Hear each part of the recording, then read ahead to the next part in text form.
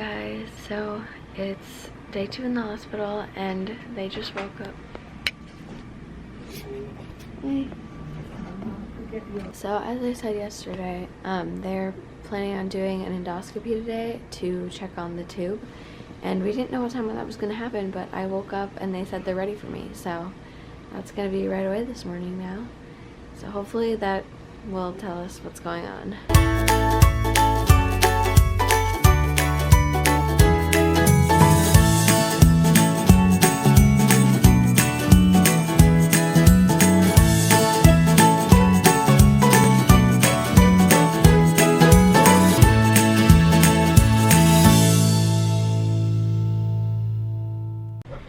Alright guys, so I just got back from the scope, and it turns out it was a really good choice to go to the ER yesterday because my tube, the balloon, was stuck in the track of my stoma, so it wasn't even like, it's hard to explain, and I'll explain it more when I'm not on a bunch of pain meds. But anyway, so they had to take out that tube and replace it with a long tube again. I don't have a button anymore, but it's okay because I don't have the popsicle stick tube. I actually have a really good long tube versus, if you guys have seen my other videos, when I first had my Peg J tube, it was really long. It was secured to the popsicle stick, like it was a mess. But I actually have a good tube. But I talked to the GI beforehand because she said we're probably gonna have to replace the tube, and I asked like, hey, is there any way I can avoid the popsicle stick tube? And she apparently took my request, and now I have a regular GJ tube.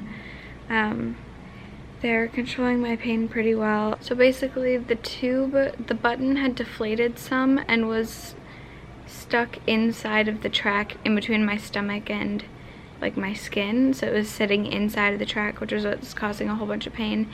And it was my actual stomach, right? The swelling? Yeah. So my actual stomach was like really swollen, which was also what's causing the pain. So hopefully now they have a much bigger balloon in there that should keep it stable and work really well. So I'm happy with the tube. Even though my button's gone, this tube is not a problem. It is nothing like my popsicle stick tube. If you go back and watch my other videos, that was ridiculous. So I'm totally fine with this, and we're gonna get to go home most likely today. We were talking about even going home in a few hours, so that's good. It was definitely worth going into the ER last night. Hi guys, so as I was editing this footage, I realized I did not do a very good job of explaining things. I had just come out of surgery, so I'm gonna add this quick in here to hopefully explain a little bit better exactly what happened with my tube. And I'm gonna be showing some pictures of the inside of my stomach that they took, so if you're squeamish or anything, feel free to skip ahead. We're gonna say that this is like the feeding tube track that is in your skin. So like the feeding tube goes in, obviously, like right here, and the feeding tube like sits inside of a tract. So like this is the inside of your stomach, and there's the balloon on the inside that keeps it from like getting pulled out. So it sits inside of this tract. So like this is your skin, and you can see like the button was right here, and then it runs through the tract, and then the balloon fills up here so that it can't come out. Like otherwise, if it was deflated, the feeding tube could just come out. So it goes in there and then inflates that it can't. Does that make sense? Okay. Alright, so basically what happened was, here's the tract, here's the balloon. Mine slipped inside of this tract, so basically like in between, inside of your stomach wall. So it's supposed to be inside of your stomach. Mine was in between my stomach and my skin. It was just stuck in there. So the balloon got stuck inside of this tract, and so that was really painful, obviously, but then it started to swell around the balloon that was in there, and my actual stomach lining swelled to twice the thickness that it should have been. It was very inflamed. So that basically, over the period of a few weeks, just started to swell and swell and swell, and eventually it got to the point where it closed off the tube on the inside of my stomach. So it basically, like, the balloon was in here, it just swelled until eventually it closed off the hole on the inside.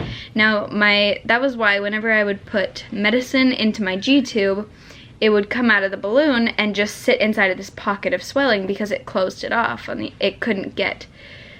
Those of you with feeding tubes understand what I'm saying, but it's really hard to explain. I'm going to show you guys some pictures from the inside and hopefully try to explain this a little better, but yeah, it's hard to explain. Okay, so.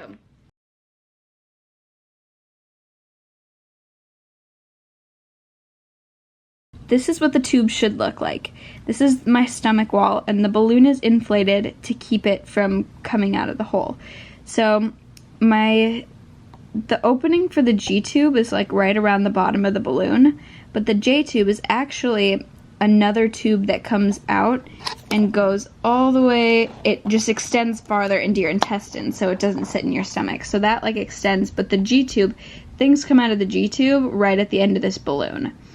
So that's why when the swelling closed that off, it closed off where the stuff should come out of the G tube, but the J tube was working fine because it extends.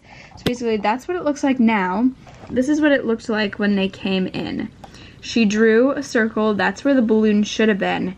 It's not. The balloon was stuck inside of my stomach wall, and the J tube was coming out, but the G tube was like stuck inside of the stomach wall. So that's what I mean when the balloon should be sitting as like a bumper on the inside. It wasn't. It slipped inside of my stomach wall.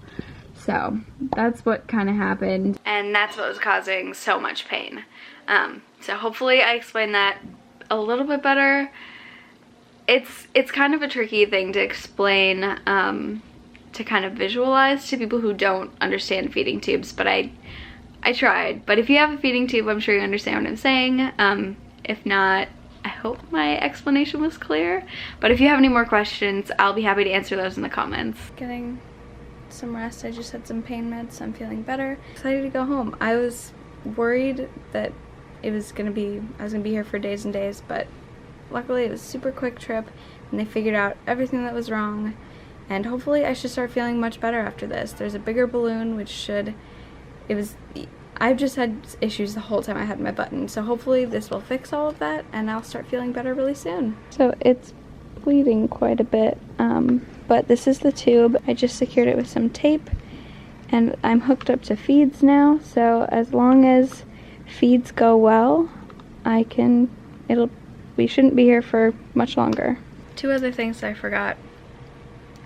They were able to get, I've had issues with the tube in my intestine, like not staying quite in place, but she said she got it really far down and it's like wound all over, so that's super good. So they were able to get a really nice long one into my intestine. And also, it was really weird. So I've had potassium issues for a long time, but ever since I got my feeding tube, I haven't really needed much IV potassium unless I'm in the hospital. And my potassium was low yesterday, which was really weird. That's the first time in months. So, not really sure what's up with that. Somebody donated this this big goodie bag, and it had this like full-size, really cute blanket. It's so soft and I love it, and it's a whole bag, but there's a whole bunch of stuff in it, but that's so sweet. Somebody just dropped it off as like a donated bag to the hospital, so that was cute. Getting ready to leave. Excited to go home? Very. Me too.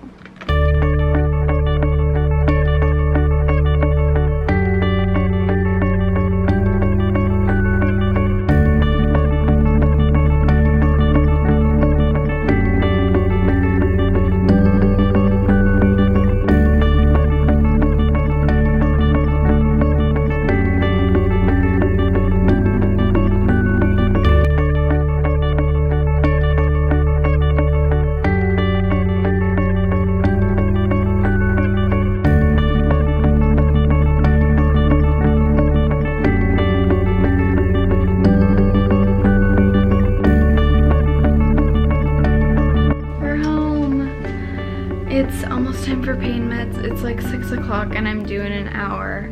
And so that'll be 7 o'clock and I'm just taking all my nighttime meds and going to sleep.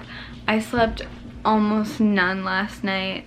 At that point, my pain meds had kind of worn off and I was trying not to take them.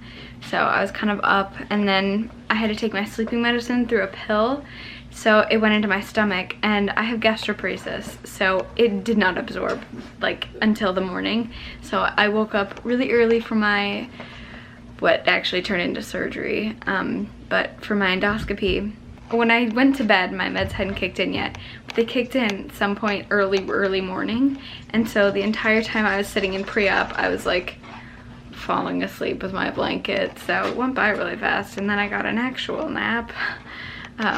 Anesthesia nap, which is never restful, but yeah. So Tube and I are home. Things are looking good from here, but yeah, honestly, I'm just so tired. It's 7 o'clock and I'm like, yeah, I think I'm just gonna go to bed and I take my meds. So that's my update for you guys. I have to get up. So unfortunately, this happened to happen right before a very big endocrinology appointment of mine. That's tomorrow morning, and he's so hard to get into, and I see him twice a year, and it's really important that I go. So I'm gonna load up on pain meds and really try to make it tomorrow, but that means we have to wake up at we have to leave our house at 6 a.m. to go back down to the cities for a day of appointments there. So hopefully that's not too much. I know it's gonna be, but hopefully I can make it work. So that's what I'm up to. I did not expect to get to use my vlog camera for another hospital vlog so soon, but at least I was there for a day and a half, like a day. So, all right guys, thank you guys so much for watching these videos. Also, if you haven't already subscribed to my channel, do that for more videos like this. And thank you guys so much for watching, and I'll see you guys next time. Bye.